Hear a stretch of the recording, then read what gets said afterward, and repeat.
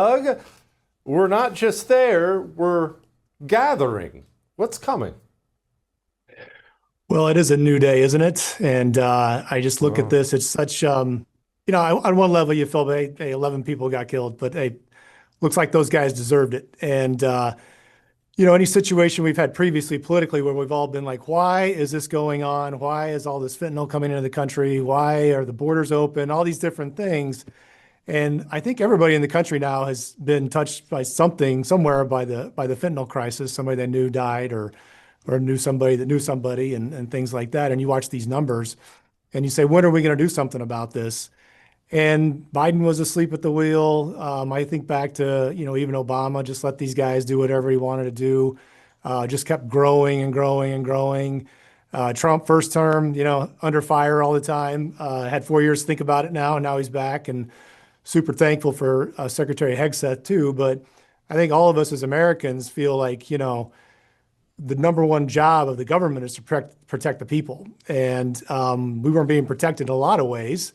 And however you feel about foreign interventions, I know you served and all that, as did I. And so we have our thoughts on being deployed and things like that. But when you get straight down into, hey, these guys are here to hurt us. They're here to hurt our kids. They're making money off of pain and suffering in our country.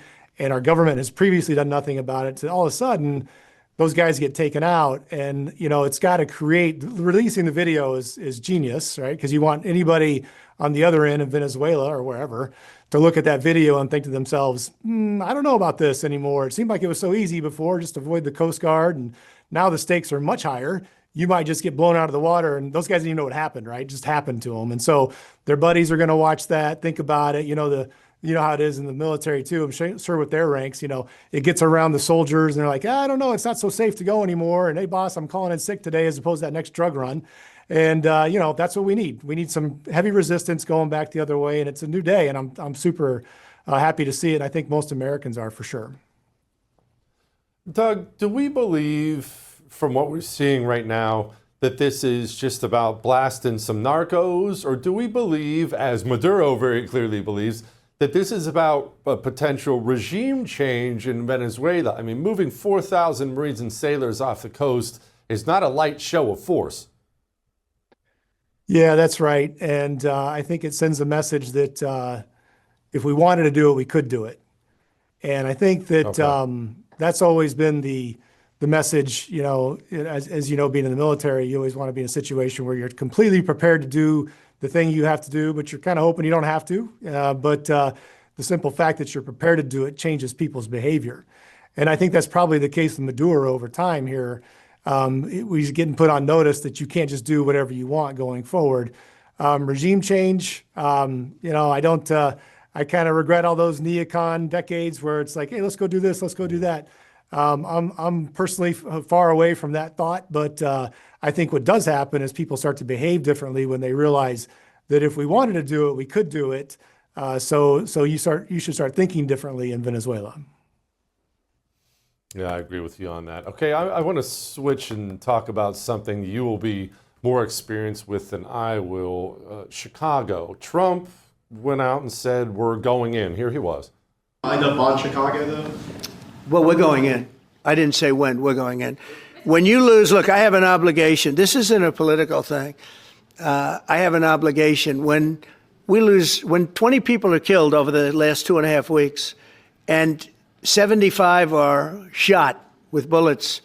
So let me tell you a little story about a place called D.C., District of Columbia, right here where we are. It's now a safe zone. We have no crime. It's in such great shape. You can go and actually walk with your children, your wife, your husband. You can walk right down the middle of the street. You're not going to be shot, Peter. Okay, Doug, you know Chicago better than I do. Obviously, I love the place, but you know Chicago better than I do. I have grave concerns, and my concerns are because of this. The feds control D.C. completely. The feds do not control Chicago. Chicago, from the top down, Pritzker, Brandon Johnson, has a completely hostile political class that is not going to use the CPD in ways they probably should. They're already calling for the citizens to rise up. I consider this a completely different threat environment and I'm worried about the safety of our guys. Not cleaning up of crime, I'm all fine with that, but I'm worried about the National Guard trying to replicate in Chicago what they did in DC. Am I crazy? No, no, you're not. I think that that's the best point is that it's not DC. DC has a different set of circumstances. The south side of Chicago is where most of this happens. Now Chicago's gotten a lot worse, and as you said, I know Chicago, lived there for 23 years. I'm in Florida now. Made the move, but it hasn't been that long. Just was in Chicago for a wedding a couple weekends ago. Had to go downtown. Sad to see what's happened even downtown. But you get to the south side where where most of the violence happens and these killings. It's just you can't believe it's our country. I had to go for a long period of time down to University of Chicago Hospital. I had a sick relative down there, and you had to drive through the south side. And I've been through all the other Inglewood and Lawndale and everything else, and it's just crazy what has been going on for decades there. And this is really, it's just an endemic problem with the Democrats. They've created a situation where they're just looking for votes. They don't care. So they've taken family out of the black community. Education is horrible. There's way less emphasis on our Christianity and religion. And so you have a situation where they're basically just doing the best they can to farm votes down there because, in Illinois, downstate, it's very red. And so the Democrats have to, especially in statewide races, with Pritzker and these Senate races, they have to really manufacture as many votes as they can in the city. So that's been the emphasis over the years, and they've really just neglected everything else. As long as those guys will keep pulling along with them, which I sincerely hope at some point there'll be the uprising politically against these guys in Chicago. So that's been the problem, and it's going to keep going until they stop it.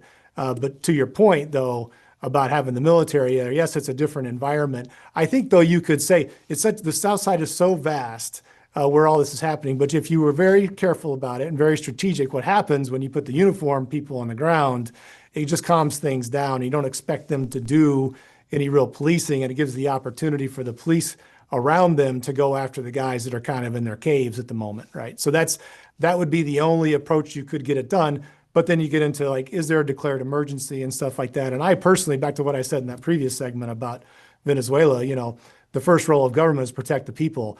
And these guys, Pritzker and all these guys, we've watched all these Democrats all these years, they are completely out there now. They have no idea what it means to look out for their own people, obviously, or they would have done something by now. And I applaud President Trump for pushing it, making it a huge issue.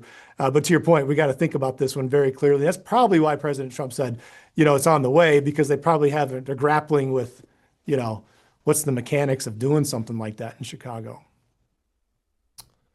Can we fix it? Look, even if obviously Trump has very sharp people around him. That I'm sure you're right. They're coming up with a plan. Let's say we get the NG in there and they've got it locked down and cleaned up. What stops all that shooting, all that mess from coming in the second the National Guard guys have to go home to their wives and their jobs?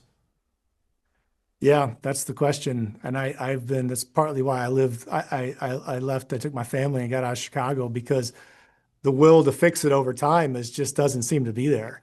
And so it's just the classic, political case of just at some point you have to have enough people that had always voted Democrat no matter what say, we're going to do something different. And I've always been watching every election cycle. We're at Restoration here, we do a lot of campaigns, right? And so I've always watched every election cycle. You have the city council meetings, and you have the black folks coming in, and they're just like, you got to change this, you got to fix this. And I'm always thinking maybe there's going to be enough of them that won't vote Democrat, but the numbers don't play that out. So I'm just hoping at some point that people are going to say, the Democrats are basically want crime in some ways, and the Republicans will stop it.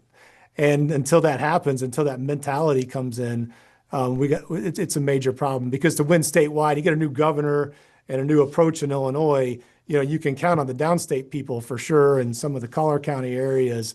But when you have such a heavy population inside Chicago that's just dead set on voting Democrat, it's a very difficult environment to change, just being honest. So I'm always prayerful, hopeful, but, doesn't look great overall. But hey, it's their problem. It's, they got to do something about it. They have all these people dying, and they're supposed to be doing something about it. So good for Trump for calling them out. And now, Pritzker's got a PR problem on his hand because it looks like he's defending people dying. So I don't know. We'll see what happens on that one. Doug, thank you, brother. I appreciate it.